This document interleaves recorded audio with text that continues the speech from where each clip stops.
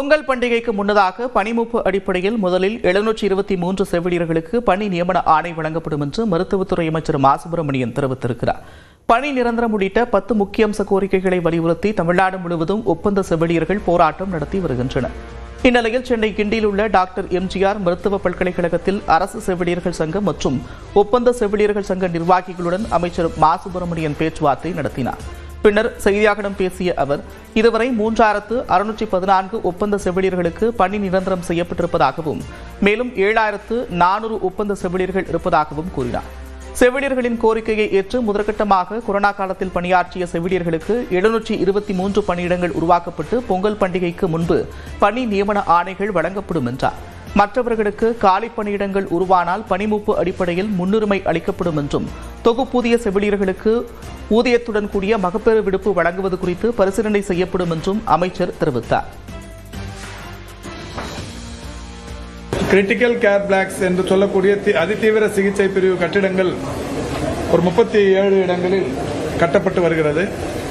அதில் புதிய பணியிடங்கள் என்று ஒரு 145 உருவாக்கி ஆக மொத்தத்தில் ஒரு 723 அளவுக்கு புதிய பணியிடங்களை உருவாக்க முடியும் என்கின்ற வகையில் அவர்களுக்கு சொல்லப்பட்டிருக்கிறது. புதிய பணியிடங்கள் 723க்கும் பொங்கலுக்கு முன்னாலேயே பணி நிரந்தர ஆணைகளை காத்திருப்போரை எடுத்து அதில் சீனியாரிட்டி அடிப்படையில் அவர்களுக்கு பணி ஆணை வழங்கப்படும் என்று தெரிவிக்கப்பட்டிருக்கிறது.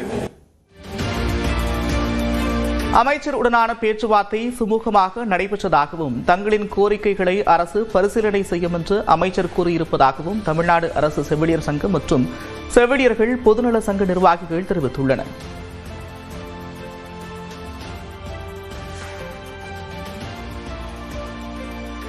கூட்டு அழைச்சிருந்தார். இன்னைக்கு பேச்சுவார்த்தைக்கு நாங்கள் பேச்சுவார்த்தை போயிருந்தோம். இதில் நாங்கள் சொன்ன விஷயம் என்னன்னா, புதிய பில்டிங் கட்டிருக்காங்க, அதுக்கு நர்ஸ் போடுங்க, அதுக்கு நர்ஸ் கொஞ்சம் ஷார்டேஜாக இருக்கு, அதுக்கு இன்னும் தபால் கொடுத்துருக்கோம். அதே மாதிரி பார்த்தீங்கன்னா ஒவ்வொரு கிரேட் 2 கிரேட் 1 ப்ரொமோஷன் போட்டாங்கன்னா அதில் ஒரு 750 பேர் வரும். ஸோ நாங்கள் எங்கள் சைடில் சொன்னது அதை ஏற்றுக்கொண்டு 750 புதிய பணிகளை உருவாக்குறதா உறுதி சொல்றதா, அதையும் ஜனவரி பொங்கல் முன்னாடி பண்ணுறதா உறுதி கொடுத்துருக்காங்க. சென்னையில் ஒரு சவரன் தங்கத்தின் விலை ஒரு வாரத்திற்கு பிறகு மீண்டும் 1 லட்சம் ரூபாயை கடந்திருக்கிறது. கடந்த 1.5 ஆண்டுகளாக தங்கத்தின் விலை தொடர்ந்து அதிகரித்து வரும் நிலையில் கடந்த 15ஆம் தேதி வரலாற்றில் இல்லாத அளவிற்கு ஒரு சவரன் தங்கம் 1 லட்சம் ரூபாயை அடைந்தது. இதன் பிறகு தங்கத்தின் விலையில் ஏற்ற இறக்கங்கள் இருந்து வந்தன. இந்நிலையில் இன்று காலையில் தங்கத்தின் விலை சவரனுக்கு 640 ரூபாய் அதிகரித்து 99,840 ரூபாயாக விற்கப்பட்டது. இந்நிலையில் மாலையில் மேலும் 720 ரூபாய் உயர்ந்திருக்கிறது. இதன் மூலம் சென்னையில் ஒரு சவரன் தங்கத்தின் விலை ஒரே நாளில் 1360 ரூபாய் அதிகரித்து 1,560,000 ரூபாய் எனும் புதிய உச்சத்தை அடைந்துள்ளது. 1 கிராம் தங்கம் ஒரே நாளில் 170 ரூபாய் அதிகரித்து 12,570 ரூபாயாக இருக்கிறது. வெள்ளி விலை காலையில் கிராமுக்கு 5 ரூபாய் அதிகரித்து 231 ரூபாயாக இருந்த நிலையில் மாலையில் மாற்றமின்றி அதே விலையில் விற்கப்படுகிறது. ஏற்கனவே நடப்பு மாத தொடக்கத்தில் அமெரிக்க வட்டி விகிதம் குறைக்கப்பட்டதால் தங்கத்தின் விலை உயர்ந்தது. இந்நிலையில் மீண்டும் வட்டி விகித குறைப்பு குறித்து அமெரிக்க மத்திய வங்கி அறிவிப்பு வெளியிடும் என்று எதிர்பார்ப்பு எழுந்திருப்பதால் மீண்டும் தங்கம் வெள்ளியின் விலை அதிகரிக்க தொடங்கியிருக்கிறது. வழக்கமாக பண்டிகை காலம் மற்றும் தொடர் சுப முகூர்த்த நாட்களில் டிசம்பர் மாதங்களில் தங்கம் விலை உயரும் நிலையில் சர்வதேச காரணங்களாலும் தங்கத்தின் விலை கிடுகிடுவென அதிகரித்து வருகிறது.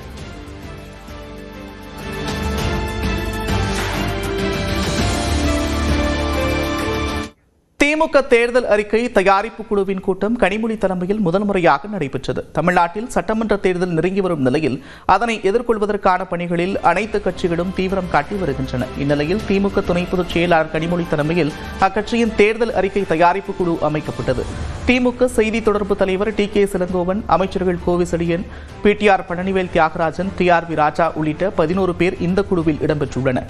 இந்நிலையில் இந்த குழுவின் முதல் ஆலோசனைக் கூட்டம் சென்னை அண்ணா அறிவாலயத்தில் நடைபெற்றது. இதில் தேர்தல் அறிக்கையில் இடம்பெற வேண்டிய அம்சங்கள் குறித்து ஆலோசனை நடத்தப்பட்டது.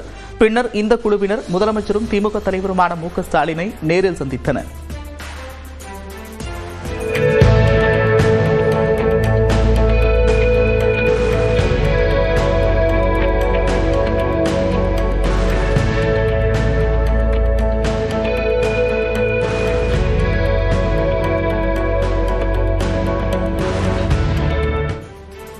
தொடர்ந்து செய்தியாளர்களை சந்தித்த கனிமொழி தேர்தல் அறிக்கை தயாரிப்பு பணிகளுக்காக எந்தெந்த ஊர்களுக்கு முதற்கட்டமாக செல்வது என்பது தொடர்பான ஆலோசனை மேற்கொள்ளப்பட்டதாக தெரிவித்தார்.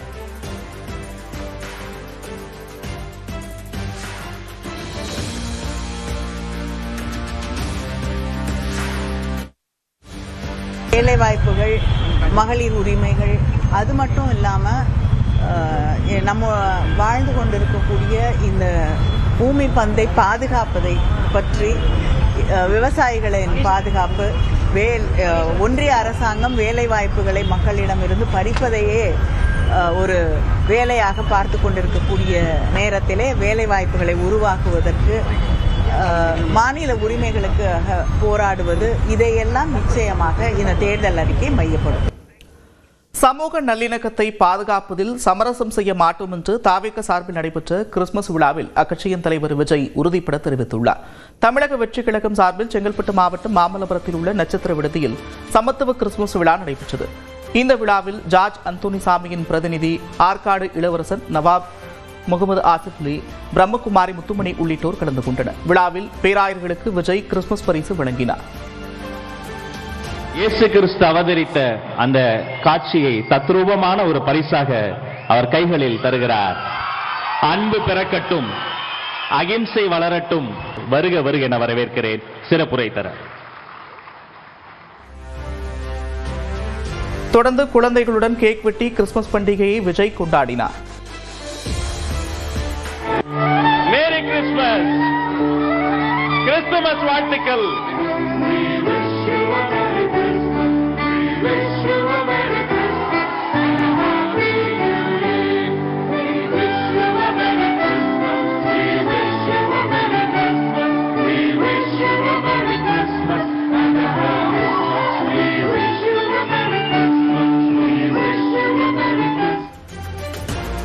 ரோஜா பூ கொடுத்து வாழ்த்திய குழந்தைகளுக்கு திருக்குறள், டிக்ஷனரி மற்றும் சாக்லேட் ஆகியவற்றை விஜய் பரிசாக வழங்கினார். அப்போது விஜய் கிறிஸ்துமஸ் தாத்தா கண்ணாடி அணிந்திருந்தார்.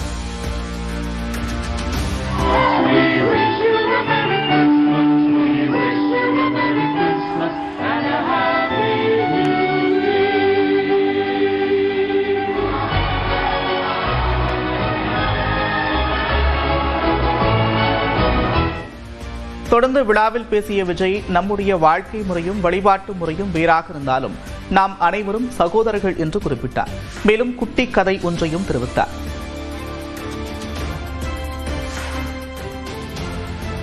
ஒரு இளைஞனுக்கு எதிராக தன்னோட சொந்த சகோதரர்களே பொறாமைப்பட்டு அவனை பாழும் கிணத்தில் தள்ளிவிட்டு அதுக்கப்புறம் அவர் எப்படி மீண்டு வந்து அந்த நாட்டுக்கே அரசனாகி தனக்கு துரோகம் செஞ்ச தன்னுடைய சகோதரர்கள் மட்டுமல்ல அந்த நாட்டையே எப்படி காப்பாத்தினாருன்னு சொல்லி இந்த மாதிரி நிறைய இன்ட்ரெஸ்டிங்கான கதைகள்லாம் பைபிள்ல இருக்கு. படிக்காதவங்க படிச்சு பாருங்க. குறிப்பிட்ட கதை யாரை பத்தின கதைன்னு நான் சொல்லி தெரிய வேண்டிய அவசியம் இல்லைன்னு நினைக்கிறேன். உண்மையான நம்பிக்கைதான் சமூக நல்லிணக்கத்தை உருவாக்கும் என்று விஜய் தெரிவித்தார்.